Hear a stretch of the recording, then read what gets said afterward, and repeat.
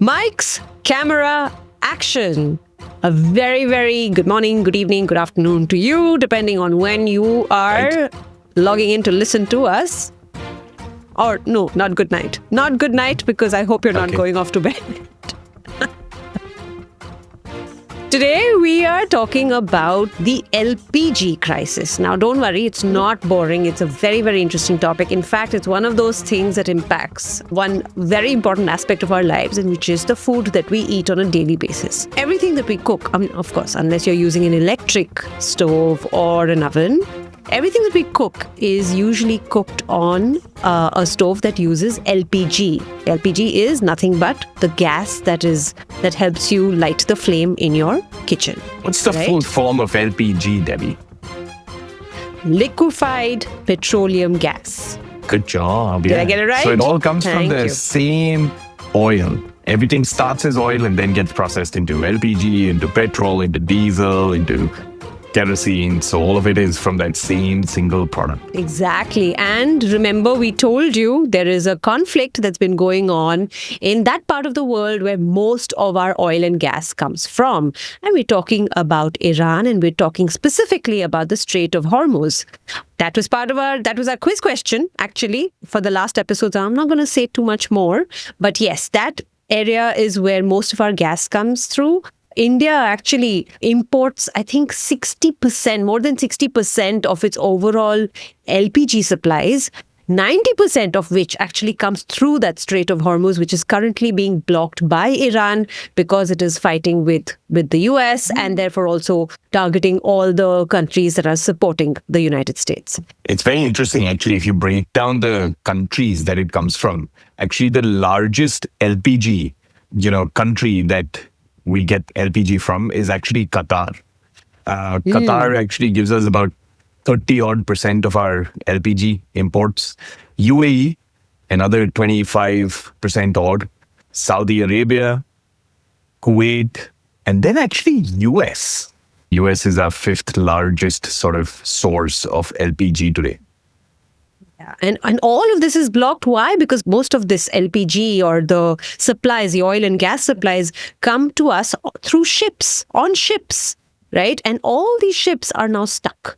They cannot cross over and therefore they cannot reach us. A lot of people are worried because LPG supplies are low in the country. We have to start conserving and saving this gas because, if you don't have it, then people won't be able to cook. One of the industries that is most affected by this is restaurants because, as we know, restaurants have to cook all day, right? To make sure that you can order all the amazing food that you usually do. And for that, LPG or pipe gas is one of the most essential things that they need to keep running. Yeah. So if we actually, go back a little bit, if you think about India's imports, we are actually the third largest crude importer in the world. So that What means is crude? Crude oil is basically where as I said, everything comes from oil. So that first version of what you extract from the earth is crude oil. Then it goes into refineries, which basically refine that crude oil into different products. It could be petrol, it could be kerosene, it could be diesel, it could be LPG, it could be many other things. There are many products that are used in the paints industry or in the manufacturing industry. So there are different products that come from crude oil. And if you think about it, everything starts from crude oil. In fact, if you look at India's crude oil imports by source, in 2024 at least, Russia was our biggest source of crude oil. And so that got stopped. It got stopped, but now we've got a break from the US where we've said permission from the US to get oil again from Russia. So about 37% of our oil comes from Russia. One of the other big sources is actually Iraq. Iraq actually is a big source for our crude oil, followed by Saudi Arabia, UAE. Now, all of these countries that we're talking about, whether it is Qatar, UAE, Iraq, Saudi Arabia, Kuwait, all of them are in that area around Iran. And so they're all in the center of the conflict region. apart from Russia, apart from US, but all the others are in the center of this conflict region. Just go look at the map. You'll see, how all of these countries, they share that same Strait of Hormuz, which is where ships have to pass through. And that Strait of Hormuz is controlled by Iran, like we were mentioning the last time. So Iran has basically, threatened to shut down that strait, not allow ships through, which means it has in a way. as well. Yeah, it has. Yeah. And which means oil and crude oil from Qatar, UAE, Saudi Arabia, Kuwait, Iraq, all of them stop. And if India is dependent so much on these folks, then it becomes a really, really big issue, right? What's interesting, though, is India has actually started to kind of try and reduce the strain from these regions because they're looking at, diversifying crude imports or LPG imports, specifically from Australia, Algeria, Canada, and the US, which is why US's, import quantity is increasing. This is also a deal that we struck with the US. And we have to do that. So far, India has actually played a very, very diplomatic role in this entire conflict. It's constantly been about not taking sides and, making sure that we are not part of this. So we don't want to get involved. We want to mediate and ensure that we arrive at a peaceful resolution to this problem. So we'll help you, become maybe, work together again, but we don't want to be involved. So therefore, we don't want to be affected. It's very tough not to be affected in a situation like this. But, the other thing that's also happened is Iran has actually given permission to a couple of Indian tankers that are bringing oil in through the Strait of Hormuz, which is extremely important and a signal again to say that India is not part of this. So we'll let you through. It's a double-edged sword, right? Because the reason Iran is opening it up to countries like India, A, India is not directly involved in this conflict. B, if Iran doesn't continue to send crude oil, because Iran is an exporter of oil, right?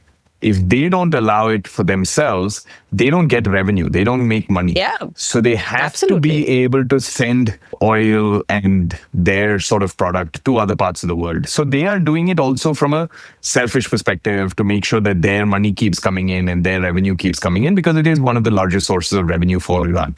So I would say it's not just about, collaboration, but it's also a little bit of economics that's involved because Iran does need to make money at this point of time to sustain itself. And that's how the world goes round ultimately, right? The whole world started off with barter.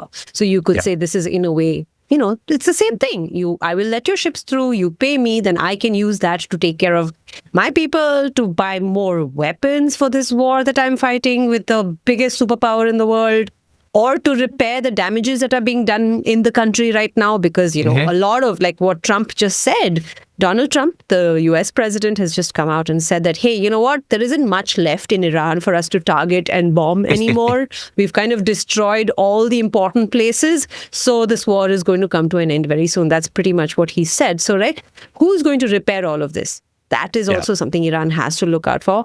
And in fact, Iran's leaders have come out and actually released a statement very recently. So basically, they've just come out and said that we want to make sure, we will only stop this war and we'll stop the bombing of all these neighboring countries if we are guaranteed that we'll get our rights back. And if actually the US comes in and starts making reparations for all the damage that they have caused in the country, all the infrastructure, all the building, they have to pay for it and they have to fix it, right? So these are some of the demands that they've actually made right now. So let's see. I don't know where that's going to go. Again, everyone wants this war to end quickly, for I don't think anyone can really predict how long it's going to go on for at this stage.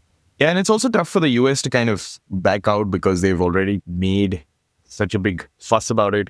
And even if the US wants to back off a little bit, Trump, Israel is still using this as a great way to kind of go out and attack Iran and really decimate as much of Iran as possible. But coming back to the whole LPG and the crude oil piece, right?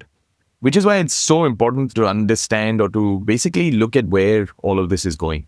If you look at India from a oil perspective, India's crude oil is actually not too bad. We're not in a really bad place because India's crude oil reserves, which means, we store, we keep it, it's stored across many underground caverns, refineries, floating platforms. There are actually floating platforms in areas in India where we're actually storing crude oil. And that actually, apparently, the reserves can last up to 70 days. So we have 70 days of domestic demand that has been accounted for from a crude oil perspective. But LPG, we only have less than 2 days of reserve. And the fundamental reason is because LPG is actually much tougher to store.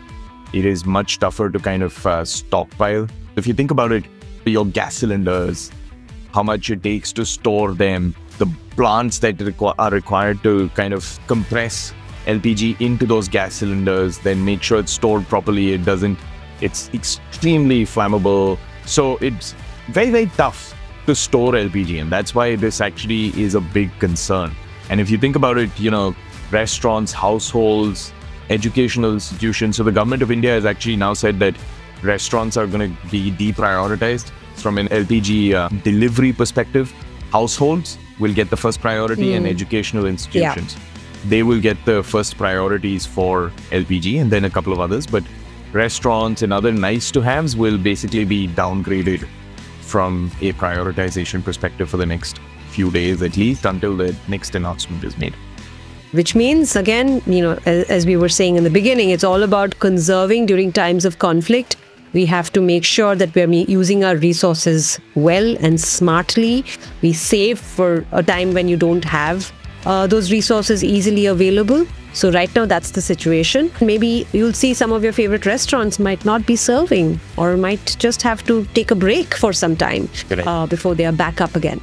And this kind of, reminds you of, I don't know, a little bit of like COVID times when there were certain restrictions and you couldn't buy from certain places and not all restaurants were open. Maybe it'll come to that. Who knows? I don't know. Let's see where it goes. I hope not. I really hope not, because that affected so many people's lives. And it's not just about us who sit at home and want to order food in or go out and have a nice meal. It's about the people who are working in these restaurants. No, that's a very good point. Right from the chefs, the cooks, the business owners, the waiters, the staff, the cleaner, everyone is affected every time a business has to close its doors, right? On a daily basis, they get affected. So it's something that we have to be sensitive and mindful of, that it's not just you. There are people around who are getting affected by this. Let's hope this kind of, changes, the situation changes over the next week or so. We'll keep you posted. And obviously, all of this is to do with the Iran conflict. So hopefully that stops as well, or, people see the light of day and some sort of peace in that area. I know that people in the Gulf region are looking for respite as well, because they are not even involved in this, but they are still seeing missiles pass by and, events are getting cancelled. Tourism is taking a hit. Even simple things like, because of this oil crisis, flight tickets are super expensive because airline fuel is one of the most highly refined forms of crude oil. So it costs a lot of money, way more than 1 liter of, petrol or diesel that you and I fill. It costs way, way more. So any such crunch will affect flight prices and tourism and hotels. So just think about the repercussions of so many different industries. The moment you can't travel to Goa or you can't travel to your new holiday destination because prices are too high, then the hotels over there, the resorts over there start suffering. Now, if they don't have LPG, they can't feed you either. So, it's so many different sort of what you call the butterfly effect. Interconnected systems. Exactly. Which very often we don't think about, but maybe it's a good exercise for you all to do in your class or with your friends. Find all the connected, aspects of life. In fact, what a fun experiment. You could even start with, say, for example, what if you started buying less notebooks? Who's affected? By this one decision of yours, what gets affected? Or what if you said, maybe, what if I use less water?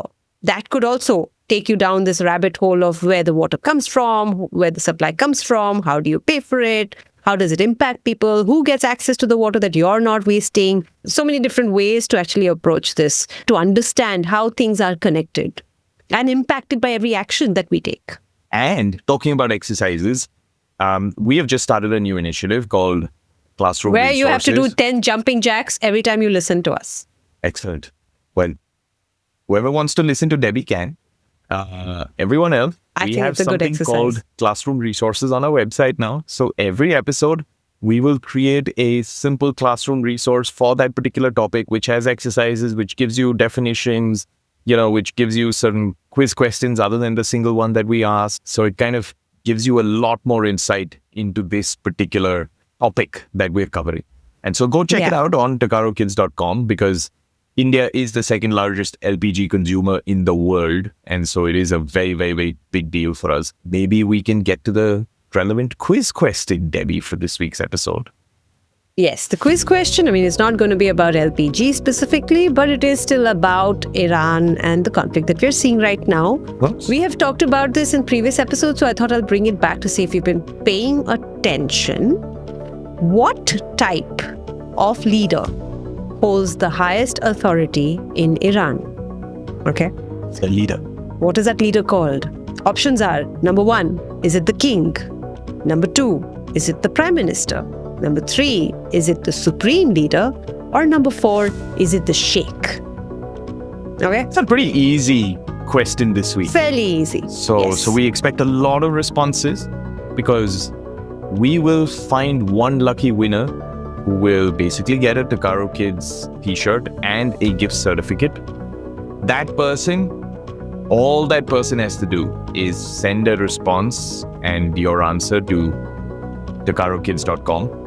Go to our website, fill in the form with your details, or send an Instagram direct message to us. Ask your parents to do that. You don't do that, ask your parents to do that. And one lucky winner will get these prizes. In fact, we are going to talk about last week's quiz question and the winner. Last week was again, like we said, that's the topic, right? But it was again to do with geography, okay? Which two important water bodies are connected by the Strait of Hormuz? And the options that we'd given you were, option 1 was Red Sea and Gulf of Aden. Option 2 was the Persian Gulf and the Gulf of Oman. Option 3 was the Mediterranean Sea and the Atlantic Ocean. And option 4 was Black Sea and the Sea of Marmara. And the correct answer is... Persian Gulf and the Gulf of Oman. Well done. Yeah, thank you. Do I win the prize? No. If you want. But Debbie knows how much I've been geeking out on AI. And so what I did was built an app which we put in all the right answers into.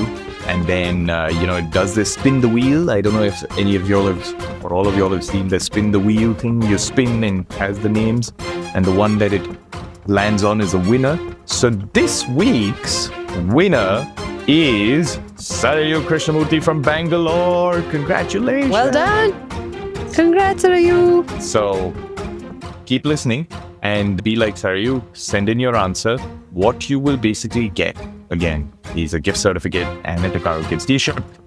Until next week, this is... It's time to say Bye-bye. goodbye.